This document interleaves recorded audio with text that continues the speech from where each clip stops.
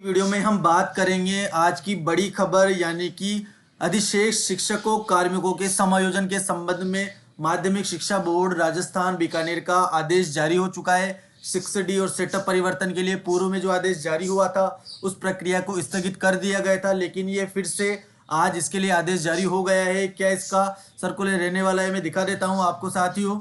आप यहाँ पर देख सकते हैं आदेश में अधिशेष कार्मिकों की पदवार सूची तैयार करना।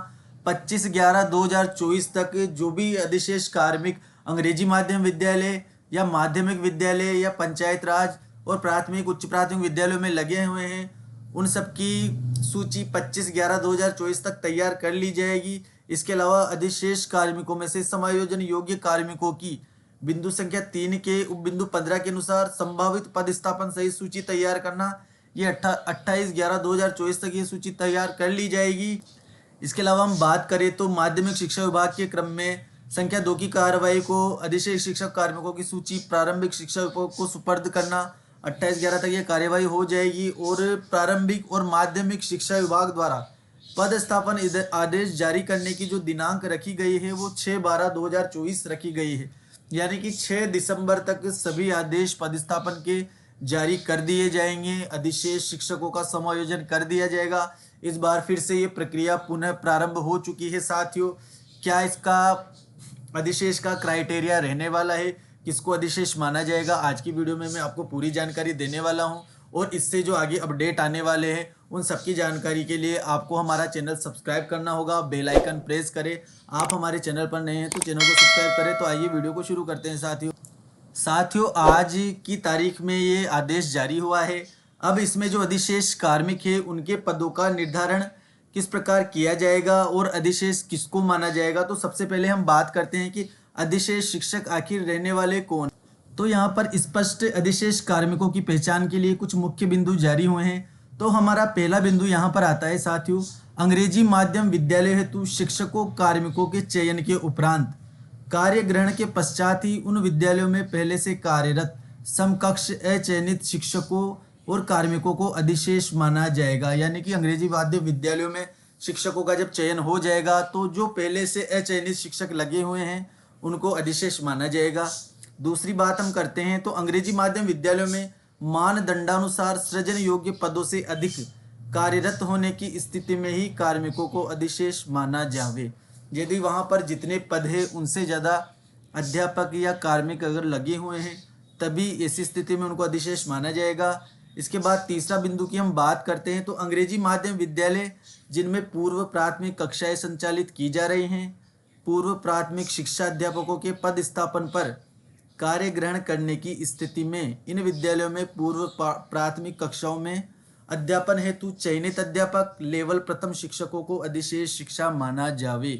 यानी कि जो पूर्व प्राथमिक कक्षाएं इंग्लिश मीडियम विद्यालयों में चल रहे हैं उनके लिए चयन प्रक्रिया के अनुसार शिक्षकों का पदस्थापन हो जाएगा।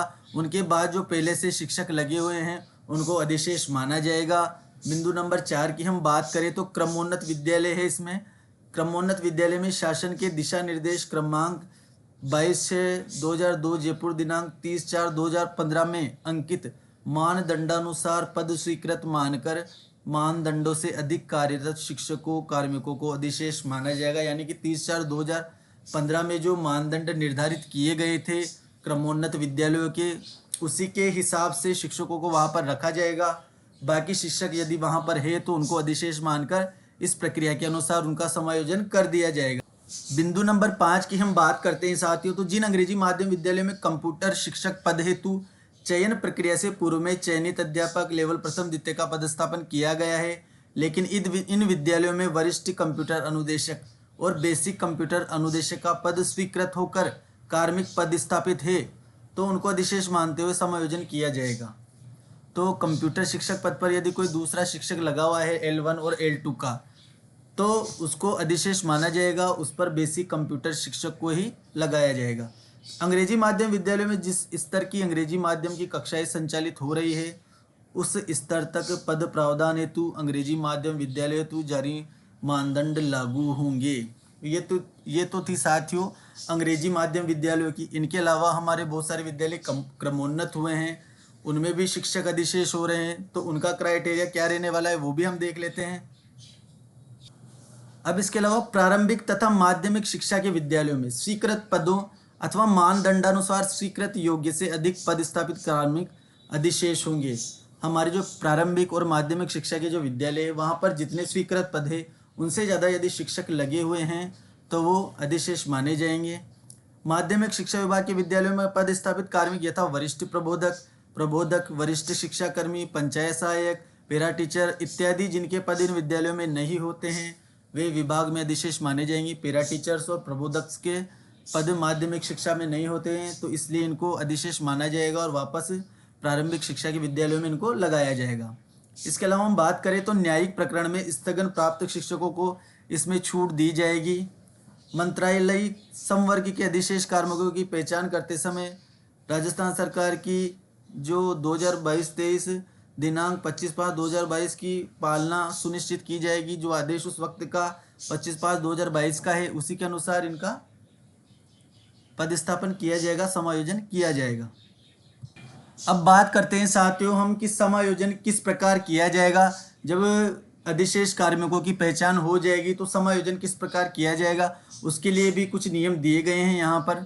तो विद्यालय में कार्मिकों की कार्यग्रहण तिथि के आधार पर वरिष्ठ कार्मिक का समायोजन उसी विद्यालय में करते हुए कनिष्ठ कार्मिक को विद्यालय में अधिशेष माना जाएगा।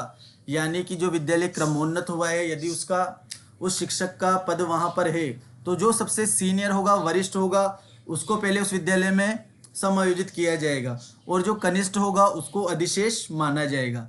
अब बात करते हैं अंग्रेजी माध्यम विद्यालय हेतु अचयनित शिक्षकों कार्मिकों का अंग्रेजी माध्यम विद्यालयों में केवल तभी लगाया जाएगा जबकि हिंदी माध्यम विद्यालयों में पद रिक्त नहीं हो। यह समायोजन केवल चयनित शिक्षक कार्मिक के उपलब्ध होने तक के लिए ही किया जाएगा। ऐसी स्थिति यदि होती है कि हिंदी विद्यालयों में पद रिक्त नहीं है, ऐसी स्थिति में ही अंग्रेजी माध्यम विद्यालय तो अचयनित शिक्षकों को अंग्रेजी माध्यम विद्यालयों में लगाया जाएगा। तब भी जब तक चयनित शिक्षक वहाँ नहीं आ जाते उसी समय के लिए उनको लगाया जाएगा। जब चयनित शिक्षक वहाँ पर आ जाएगा तो दोबारा से उसका समायोजन होगा। इसके अलावा सबसे पहले ग्राम पंचायत या फिर ब्लॉक, और ब्लॉक में नहीं होता है तो फिर जिले में कहीं भी उसको पोस्टिंग दे दिया जाएगा। तो सबसे पहले तो उसी ग्राम पंचायत में लगाया जाएगा, वहाँ पर रिक्त नहीं है तो फिर पूरे ब्लॉक में लगाया जाएगा। अगर ब्लॉक में भी रिक्त नहीं है तो फिर पूरे जिले में उसको समायोजित किया जा सकेगा साथियों। इसके अलावा हम बात करें तो माध्यमिक शिक्षा विभाग के विद्यालयों में अधिशेष कार्मिकों का समायोजन उसी स्पष्ट रिक्त पद विषय पर उनके मूल पद के अनुसार ही माध्यमिक शिक्षा विभाग के विद्यालयों में किया जाए। पद विषय पर उनके मूल पद के अनुसार ही माध्यमिक शिक्षा विभाग के विद्यालयों में किया जाए, यानी कि मूल पद पर ही उनको लगाया जाएगा, पद विरुद्ध उनको लगाया नहीं जाएगा। पद विरुद्ध की कार्रवाई इनमें नहीं होगी। यहाँ पर साफ स्पष्ट निर्देश इसके लिए आ गए हैं। इसके अलावा जिन अध्यापकों को लेवल 1 और लेवल 2 के 6-3 के तहत शिक्षा विभाग में लिए जाने की कार्यवाही की जा चुकी है उन्हें अनिवार्यतः माध्यमिक शिक्षा विभाग के विद्यालयों में ही लगाया जाएगा। यदि जिले में माध्यमिक शिक्षा विभाग के अधीन विद्यालयों में पद रिक्त नहीं है तो ही उन्हें प्रारंभिक शिक्षा के विद्यालयों में लगाया जाएगा। यानी कि जिन शिक्षकों का 6-3 के कार्रवाई हो चुकी है, अंतर्गत वो आ चुके हैं, उनको अनिवार्यतः स्पष्ट निर्देश दिए गए हैं कि माध्यमिक शिक्षा विभाग में ही उनको लगाया जाएगा। तो यहाँ पर जिन शिक्षकों की 6-3 की कार्रवाई अभी नहीं हुई है उन्हें विभाग में पद शेष नहीं होने की स्थिति में ही अधिशेष मानते हुए पंचायत राज पदों पर लगाया जावे। अब हम बात करते हैं जो माध्यमिक शिक्षा विभाग में जिनका समायोजन नहीं हो सकता, जैसे वरिष्ठ प्रबोधक, शिक्षाकर्मी, पंचायत शिक्षक, पेरा टीचर इत्यादि को प्रारंभिक शिक्षा विभाग के ग्रामीण क्षेत्र के विद्यालयों में ही पदस्थापित कर दिया जाएगा। नज़दीकी समीप जो विद्यालय होंगे उनमें इनका पदस्थापन कर दिया जाएगा। अनुसूचित क्षेत्र के अराजपत्रित शिक्षकों का नियमानुसार केवल अनुसूचित क्षेत्र के विद्यालयों में व गैर अनुसूचित क्षेत्र के अराजपत्रित शिक्षकों को केवल गैर अनुसूचित विद्यालयों में ही लगाया जावे। इस आदेश से सभी आपकी क्वेरीज स्पष्ट हो चुकी है साथियों, किस प्रकार उनका समायोजन किया जाएगा। जल्द ही ये प्रक्रिया पूरी हो जाएगी। 6 दिसंबर तक पदस्थापन के आदेश जारी हो जाएंगे। इसके अलावा भी कोई अपडेट आती है तो मैं आपको बता दूंगा। अगर वीडियो पसंद आया तो वीडियो को लाइक करें, चैनल को सब्सक्राइब करना ना भूलें, बेल आइकन प्रेस करें। धन्यवाद।